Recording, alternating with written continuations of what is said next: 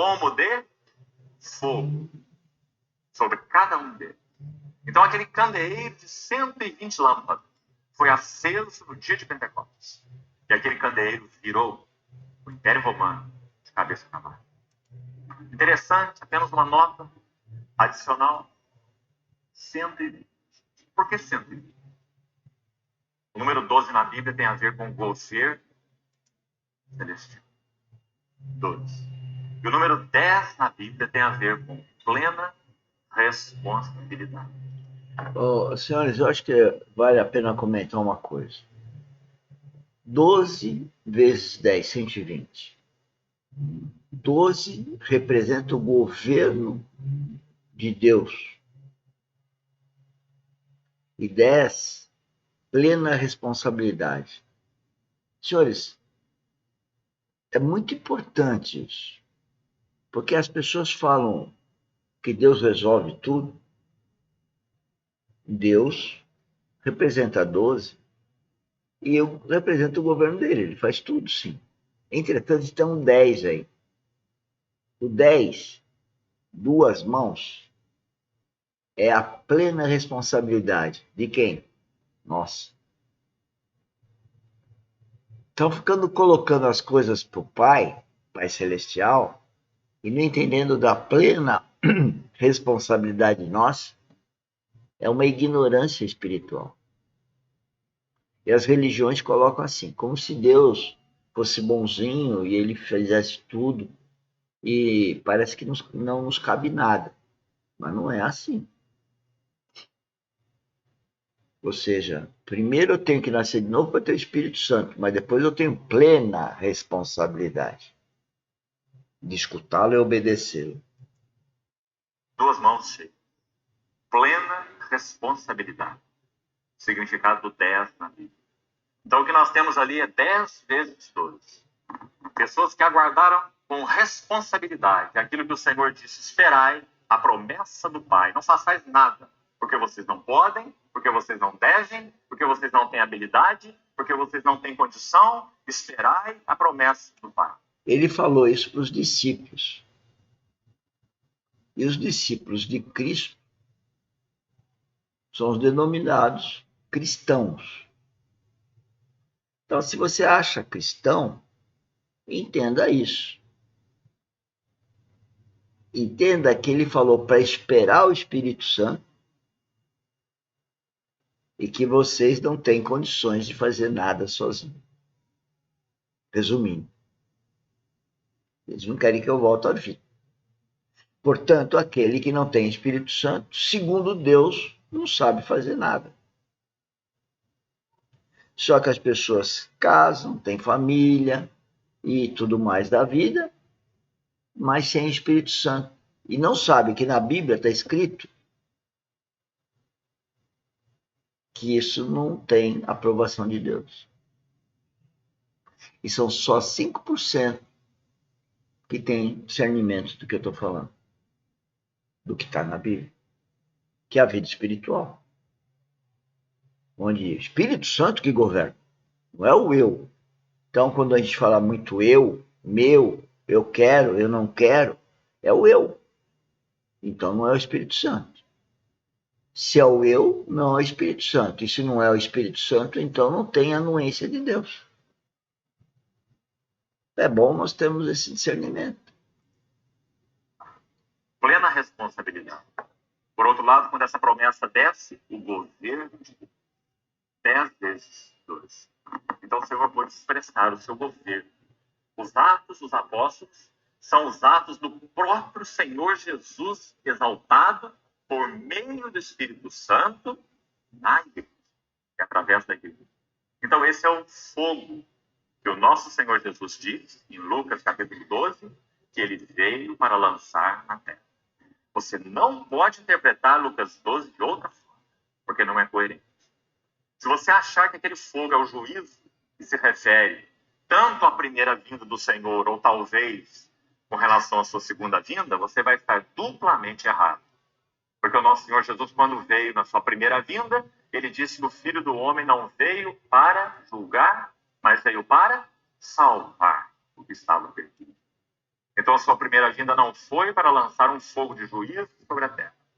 E esse texto não pode se referir à sua segunda vinda, porque o nosso Senhor está se referindo, está ligando esse fogo com um batismo que ele deveria receber. E esse batismo não tem nada a ver com a sua segunda vinda. Esse batismo tem a ver com a sua primeira. Por que nós sabemos?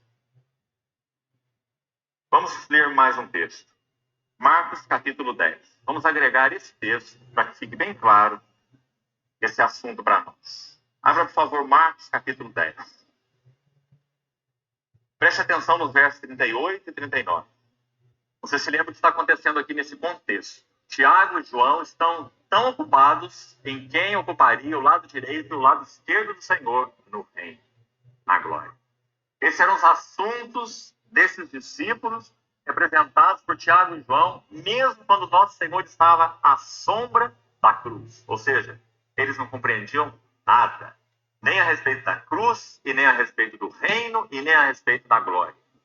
Nenhum desses três assuntos. Então eles estavam naquelas disputas. Uma disputa tão medíocre. Se nós combinarmos o relato de dois evangelistas, um deles, Mateus, registra que a mãe dos dois foi fazer esse pedido ao Senhor. Quem sabe aquele assunto foi tão constrangedor que eles tiveram que reunir a sua mãe, uma figura de mais autoridade talvez, e levar aqueles dois ali, o Tiaguinho de um lado e o Joãozinho do outro, para irem diante do Senhor fazer esse pedido. E aquela mulher foi tão ousada, dizendo assim: mestre, manda. Ela está mandando o Senhor mandar. Manda que no teu reino esses meus dois filhos se assentem, um à tua direita e um à tua esquerda.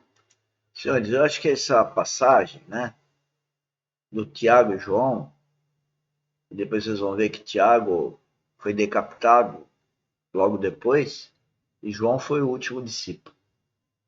E a mãe que chega para Cristo e pede para que um fique à direita dele e à esquerda dele no reino. Isso mostra o mundo para mim. Isso mostra arrogância. Isso mostra a falta do Espírito Santo.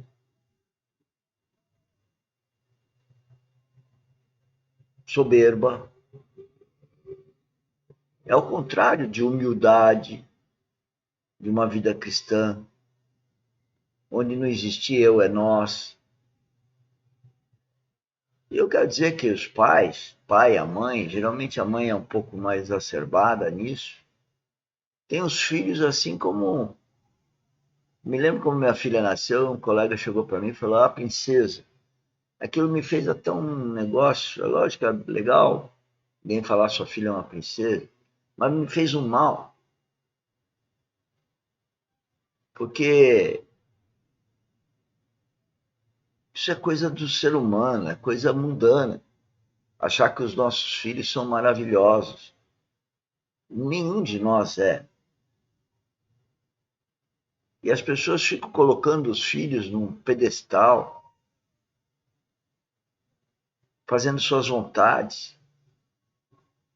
Como a mãe aí do Tiago e João foi lá fazer a vontade dele, para pôr um à direita, outro à esquerda, do que seria o rei. Jesus Cristo não veio para ser rei no plano horizontal.